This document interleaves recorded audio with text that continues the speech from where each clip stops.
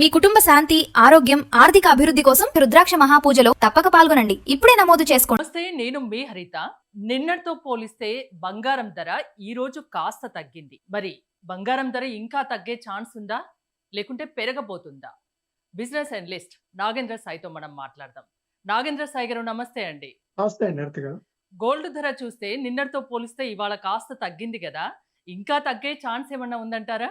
So international market లో gold and silver ధరలు భారీగా తగ్గాయండి. గోల్డ్ ఆల్మోస్ట్ ఒక 3% దాకా తగ్గింది. సిల్వర్ ఆల్మోస్ట్ ఒక 10% దాకా క్రాక్ అవ్వడం మనం చూస్తున్నాం. అంటే దాదాపుగా 3 వారాల కనిష్ట స్థాయికి గోల్డ్ అండ్ సిల్వర్ ధరలు 2 వచ్చాయి. ఎందుకు అంటే ఇప్పుడు యాక్చువల్గా మనకి ఎంసీఎక్స్ మార్కెట్ ఇవాళ లేదండి. అంటే నిన్న నైట్ క్లోజ్ అయింది. మళ్ళీ మనకు మండే స్టార్ట్ అవుతుంది. సో మండే మనకు ఫ్రెష్ ధరలు అంటే ట్రేడింగ్ ధరలు వస్తాయి. వాటితో పోలిస్తే ఇవాళ మాత్రం ఒక మంచి ప్రైస్ కరెక్షన్ అటు గోల్డ్ అండ్ సిల్వర్ లో రావడం చూస్తున్నాం. దీనికి ప్రధానమైన కారణం ఏంటి అంటే యుఎస్ ఆర్థిక పరిస్థితి కొద్దిగా నానాటికి క్షీణిస్తుంది. యుఎస్ లో ఇన్ఫ్లేషన్ భారీగా పెరిగింది. యుఎస్ లో ఇన్ఫ్లేషన్ పెరగడం వల్ల అక్కడ మళ్ళీ వడ్డీ రేట్లు పెరిగే అవకాశాలు ఉన్నాయన్న ఒక భయం ఉంది. అంటే ఇంతకాలం ఏంటంటే వడ్డీ రేట్లు దాదాపుగా అక్కడ యుఎస్ 10-year బాండ్ yields 5% దాకా చేరాయి. ఎప్పుడో పాయింట్ ఆఫ్ టైం వడ్డీ రేట్లు తగ్గిస్తారు అనుకుంటున్న తరుణంలో అనూహ్యంగా ఇన్ఫ్లేషన్ పెరగడం వల్ల యుఎస్ లో కూడా వడ్డీ రేట్లు పెరుగుతాయన్న భయాల నేపథ్యంలో గోల్డ్ మళ్ళీ ఎందుకంటే ఇన్ఫ్లేషన్ పెరిగితే అక్కడ బాండ్ yields పెరుగుతాయి. అంటే ఇప్పుడు ఎవరన్నా బాండ్ లో ఇన్వెస్ట్ చేస్తే 5% దాకా రిటర్న్ మనకు వచ్చేస్తుంది. ఇలాంటి పరిస్థితుల్లో రిస్క్ తీసుకొని గోల్డ్ కానీ ఇతర అసెట్ క్లాసెస్ లో కానీ ఎవరు ఇన్వెస్ట్ చేయరు కాబట్టి సో మళ్ళీ గోల్డ్ అండ్ సిల్వర్ లో ఈ డిమాండ్ రావడం చూస్తున్నామండి. ఈ వీక్నెస్ రావడం చూస్తున్నాం. మేబీ మరికొద్ది కాలం పాటు యుఎస్ అండ్ ఇరాన్ ఇష్యూ కొనసాగితే గోల్డ్ అండ్ సిల్వర్ ధరలో ఇంకొద్దిగా వీక్నెస్ వచ్చే ఛాన్సెస్ ఉన్నాయండి. ఒకవేళ తగ్గితే ఎంత తగ్గొచ్చు, పెరిగితే ఎంత పెరగవచ్చు అండి? సో ఇక్కడ ఎంతవరకు నుంచి పెరగొచ్చు? కొందరు అంటున్నారు 2 lakhs వరకు పెరగొచ్చని. అది నిజం అవుతుందా? సో దీన్ని మనం రెండు యాంగిల్స్ లో చూడాలండి. ఒకటేమో ఇప్పుడు మనం గోల్డ్ ధర ఇంటర్నేషనల్ గా డిసైడ్ అయ్యేది మనకు డాలర్స్ లో డిసైడ్ అవుతుంది. ఇంటర్నేషనల్ మార్కెట్ లో ఏంటంటే దాదాపు $4,500 దగ్గర ఔన్స్ బంగారం ఉంది. అయితే మన వరకు విషయానికి వచ్చేసినట్టయితే ఏంటంటే ఇక్కడ రూపీ క్రమంగా వీక్ అవుతుంది. అంటే రూపీ ఎంత వీక్ అవుతే గోల్డ్ ధర అంత పెరుగుతుంది. అంటే ఇప్పటికిప్పుడు గోల్డ్ ధర ఇంటర్నేషనల్ మార్కెట్ లో అదే స్థాయిలో ఉన్నా ఒకవేళ రూపీ 96 రూపీస్ నుంచి 100 రూపీస్ కి కనుక వెళ్ళినట్టయితే డాలర్ టర్మ్స్ లో గోల్డ్ ఆటోమేటిక్ గా పెరుగుతుంది. దీనికి తోడు అక్కడ మనం ఇంపోర్ట్ డ్యూటీ కూడా 6-15% దిగుమతి సుంకాన్ని పెంచాం. దీనివల్ల ఇండియాలో మనకు ఆ స్థాయిలో ధరల్లో మార్పు చేర్పులు వచ్చే అవకాశాలు కొద్దిగా తక్కువగానే కనిపిస్తున్నాయి. బట్ ఇంటర్నేషనల్ మార్కెట్స్ లో ఏంటంటే ధరలు బాగా వీక్ అవుతున్నాయి. మనం 2 యాంగిల్స్ లో చూడాల్సి ఉంటుంది. ఎందుకంటే మనం కొనేది రూపీస్ లో మనం కొంటాం కాబట్టి డాలర్స్ ఇచ్చి సో అందువల్ల రూపీ ఎంత వీక్ అవుతే మనకు గోల్డ్ అంత స్ట్రాంగ్ అయ్యే అవకాశం ఉంది. మీరు అడిగిన ఎగ్జాక్ట్ ధర విషయానికి వచ్చినట్టు మేబీ ఇక్కడ నుంచి ఒక 5% దాకా గోల్డ్ లో వీక్నెస్ వచ్చే ఛాన్సెస్ ఉంది. అంటే ఇప్పుడు దాదాపుగా ₹1,50,000 ఉంది అనుకుందాం. ₹1,50,000 ఉంది అంటే మనకు ఒక 3-3.5 ఇక్కడ నుంచి తగ్గే అవకాశం కనిపిస్తుందండి. ఇప్పుడు బంగారం కొనాలనుకుంటే ఆర్నమెంట్స్ రూపంలో కొనాలా, లేకుంటే బాండ్స్ రూపంలో కొనాలా? ఇప్పుడు దీన్ని ప్రధానమంత్రి గారు మొన్న ఒక ఓపెన్ స్టేట్మెంట్ ఇచ్చారు. ఆస్టెరిటీ మెజర్స్ కింద మీరు ఒక 1 year పాటు గోల్డ్ ని కొనుగోలు చేయకపోవడమే మంచిది. దానివల్ల రూపీ కొద్దిగా స్ట్రెంథెన్ అయ్యే ఛాన్సెస్ ఉన్నాయి అని చెప్పి. దీంతో ఏంటి అంటే మనకు రీసైకిల్డ్ గోల్డ్ మార్కెట్ లోకి బాగా వస్తుంది. అంటే ఫ్రెష్ గా గోల్డ్ కొనే వాళ్ళకంటే ఎందుకంటే ధరలు బాగా పెరిగి ఉన్నాయి కాబట్టి దాదాపుగా మార్కెట్ లోకి పెద్ద ఎత్తున రీసైకిల్ గోల్డ్ వస్తుంది. ఆ రీసైకిల్ గోల్డ్ నేపథ్యంలో ఫ్రెష్ గా గోల్డ్ కొనాలి అని అంటే మాత్రం మేబీ కొద్దిగా ఆగమని చెప్తాను మనకి. ఎందుకంటే ఈ ఇరాన్ వార్ క్రైసిస్ నేపథ్యంలో రూపీ ఎంతవరకు వీక్ అవుతుంది మనం చెప్పలేని పరిస్థితిలో ఉన్నాం. అండ్ ఆర్థిక వ్యవస్థ కూడా అనుకున్నంత గొప్పగా ఏం కనిపించట్లేదు. బికాస్ ఆఫ్ ఇన్ఫ్లేషన్ అనుకోవచ్చు. ఆర్ఎల్స్ రకరకాల ఫ్యాక్టర్స్ వల్ల మన దగ్గర కూడా వడ్డీ రేట్లు పెరిగే అవకాశాలు ఉన్నాయి. అందువల్ల అంత హరీగా గోల్డ్ లో ఇన్వెస్ట్ చేయండి అనేది నేను ఇప్పుడైతే చెప్పట్లేదు. బెటర్ కొద్దిగా వెయిట్ అండ్ వాచ్ మోడ్ లో ఉందాం. లేదు నేను గోల్డ్ లో ఇన్వెస్ట్ చేయాలి, సిల్వర్ లో ఇన్వెస్ట్ చేయాలి అంటే మాత్రం ఫిజికల్ గోల్డ్ కంటే ఈటీఎఫ్స్ లో ఇన్వెస్ట్ చేయమని చెప్తానండి.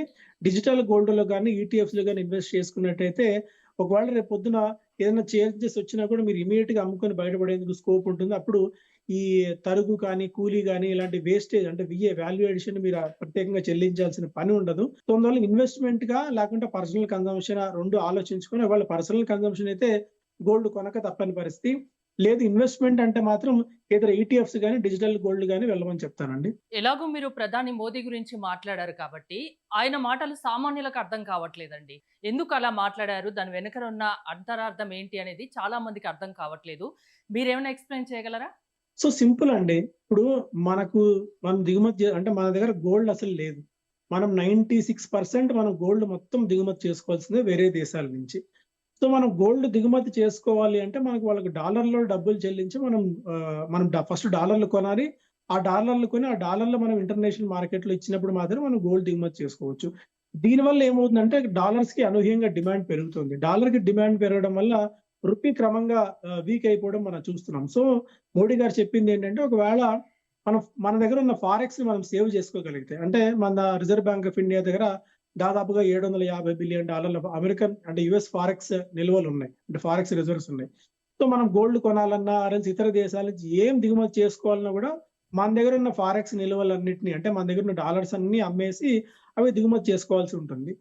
అందువల్ల ఏంటంటే ఒకవేళ ఒక సంవత్సరం పాటు మనం ఫారిన్ టూర్స్ వద్దనుకున్నా, ఒక సంవత్సరం పాటు మనం గోల్డ్ కొనుగోలు ఆపేసినా ఆరెల్స్ ఇతర దేశాల నుంచి దిగుమతులు తగ్గించుకుంటే మన దగ్గర ఉన్న డాలర్స్‌ని, మన దగ్గర ఉన్న ఫారెక్స్ నిల్వల్ని అలాగే ఉంటాయి. సో దీనివల్ల రూపీ కొద్దిగా ఇక్కడి నుంచి రికవర్ అయ్యే ఛాన్సెస్ ఉన్నాయి. రూపీ కొద్దిగా నిలబడుతుంది అనేది ప్రధానమంత్రి గారి ఆలోచన అండి. సిల్వర్ గురించి ఏం చెప్తారండి? సిల్వర్ మీద ఇన్వెస్ట్ చేయొచ్చా? సిల్వర్ ఖచ్చితంగా అండి. నేను చాలా కాలం నుంచి సిల్వర్ మీద చాలా బులిష్‌గా ఉన్నానండి. సిల్వర్ ఎందుకంటే గోల్డ్ ఏంటంటే ఒక హెడ్జింగ్ మెకానిజం కింద మాత్రం ఉపయోగపడుతుంది. సిల్వర్ ఏంటి అంటే ఇండస్ట్రియల్ అవసరాల కోసం సిల్వర్‌ని బాగా వినియోగిస్తున్నారు. ఒకటి మనకి ఎలక్ట్రిక్ వెహికల్స్ విషయంలో ఎలక్ట్రిక్ వెహికల్స్ బ్యాటరీ మ్యానుఫ్యాక్చరింగ్‌లో సిల్వర్ అవసరం ఉంటుంది. అండ్ సోలార్ ప్యానెల్స్‌లో ఒక సోలార్ ప్యానెల్‌కి స్టికింగ్ చేసే మధ్యలో గమ్‌లో సోలార్ వినియోగం మనకి సిల్వర్ వినియోగం బాగా పెరుగుతుంది. రాబోయే రోజుల్లో సిల్వర్ వినియోగం మరింతగా అయితే పెరగబోతుంది. అందువల్ల మీరు ఒకవేళ గనక అంటే ఇక్కడి నుంచి ఒక 5-10% దాకా అంటే ఇప్పుడు దాదాపుగా 200 లక్షల దాకా ఉందనుకోండి సిల్వర్ మార్కెట్‌లో.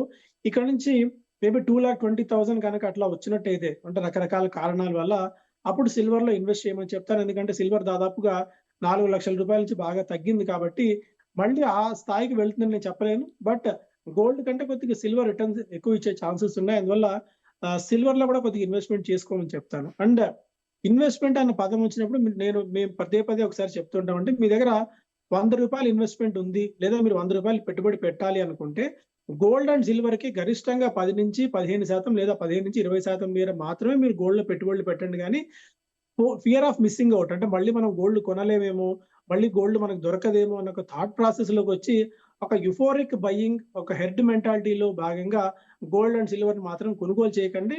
మీరు ₹100 అవసరం పెట్టుబడి ఉంటేనే పెట్టాలి. గోల్డ్ కొనుగోలు చేయాలా అండి? ఏదైనా చిన్న చిన్న ఎగ్జాక్ట్‌లీ. శుభకార్యాలు ఉంటే ఖచ్చితంగా ఎంతో కొంత గోల్డ్ కొనుక్కుంటాం. అలా కొనుక్కుంటే పర్లేదు. అంతేనా? ఎగ్జాక్ట్‌లీ అండి. ఇంకోటి ఎగ్జాక్ట్‌లీ ఒక అండి. నా దగ్గర ఒక 5-10 లక్షలు ఉన్నాయనుకోండి. ఇప్పుడు ఆ డబ్బుని నేను దేంట్లో ఇన్వెస్ట్ చేస్తే నాకు రెట్టింపు వచ్చే ఛాన్స్ ఉంటుంది? మీరు బిజినెస్ అనలిస్ట్‌గా చెప్పండి. సో రెట్టింపు అన్న థాట్ ఇప్పుడు పనికిరాదండి. రెట్టింపు అంటే మనకి 24% ఇయర్‌లీ మనకు రిటర్న్ వర్కౌట్ అవుతేనే మనం పెట్టిన డబ్బులు 3 ఏళ్లలో రెట్టింపు అవుతాయి. అంటే 24% రిటర్న్ వస్తాయండి. రూల్ ఆఫ్ 72 ప్రకారం. ఇప్పుడున్న మార్కెట్ కండిషన్స్‌లో ప్రపంచవ్యాప్తంగా ఎక్కడా కూడా ఎందులో ఏ అసెట్ క్లాస్‌లో పెట్టినా కూడా అంత డబ్బులొచ్చే ఛాన్సెస్ లేవు. ఇప్పుడు మన దగ్గర చూస్తే ఒక 7-8% రిటర్న్స్ మనకు బ్యాంక్స్ ఫిక్స్డ్ డిపాజిట్స్ ఇస్తున్నాయి. లేదా కార్పొరేట్ బాండ్స్ దాదాపు 8-9% దాకా రిటర్న్స్ ఇస్తున్నాయి. అన్నిటికంటే మెయిన్ ఏంటంటే మన దగ్గర ఇన్ఫ్లేషన్ బాగా పెరుగుతోందండి.